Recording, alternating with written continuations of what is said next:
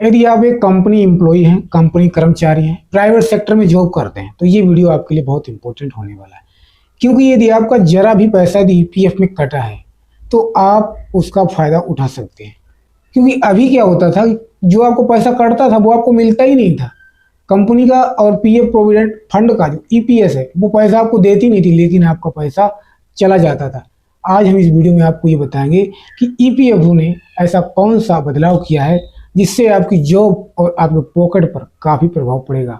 आपकी पॉकेट में पैसा बढ़ने वाला है, आपको पैसा एक्स्ट्रा मिलने वाला है।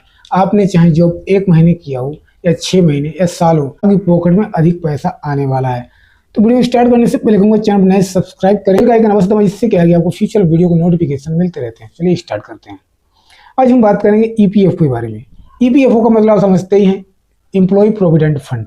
हम जो कंपनी में किसी सेक्टर में काम करते हैं तो वहाँ क्या होता है कि एम्प्लॉय की भविष्य के लिए पैसा जो है कंपनी जो जिसमें काम करते हैं और आपके जो आप काम करते हैं उस सैलरी से कट कर पैसा जो जाता है, जमा होता है।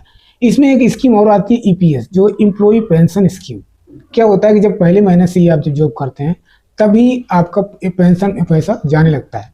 इससे क्या होता है कि जो एम्प्लॉय होता है उसको रिटायरमेंट पर पेंशन मिलती है। लेकिन कुछ मान लीजिए एम्प्लॉय हैं जो रिटायरमेंट तक पहुंच ही नहीं पाते, जिनका जॉब जो है जॉब टर्म जो छोटा होता है, या मान लीजिए 2-4 महीने काम कर पाते हैं, तो उन्हें तो पेंशन का पैसा नहीं मिलता है। लेकिन ये अपडेट अब क्या करेगा कि आपका जो पैसा जो पेंशन में कटा हुआ है वो आपको पैसा मिलेगा, चाहे आपने 1 महीना किया हो, चाहे आपने 6 महीना किया हो या 6 महीने से पहले किया हो। पहले रूल ये था कि यदि आप जब 6 महीने तक जॉब करते हैं तो आपको पैसा जो है डबल कंपनी और पेंशन मिला के मिलता था, डबल पैसा मिलता। मान लीजिए 6 महीने में आपका 1000 के हिसाब से अगर 6000 कटा है, तो 6 महीने बाद जब आप पेंशन पीएफ 6 महीने बाद जब आप पीएफ के लिए अप्लाई करते हैं तो आपका पेंशन और जो कर्मचारी और जो कंपनी का पैसा कुल मिला के डबल मिलता है, जिसके हिसाब से 20,000 कुछ समथिंग बैठता है। तो कहने का मतलब 20,000 बैठता है 6 महीने के बाद। यदि आप 5 महीने में यदि जॉब छोड़ देते थे, पहले क्या होता था कि मान लीजिए 5.5 महीने आपने जॉब छोड़ दिया और आपका 1000 रुपये कटा था, तो आपको मात्र 5,000 रुपये ही मिलने थे यदि आप आवेदन करते, क्योंकि आपको 5.5 महीने होता। लेकिन अब यदि आप 5.5 महीने में छोड़ते हैं, यदि आपका 5,000 5,500 कटता है, तब भी आप अप्लाई करने के बाद 11,000 रुपये प्राप्त कर सकते हैं।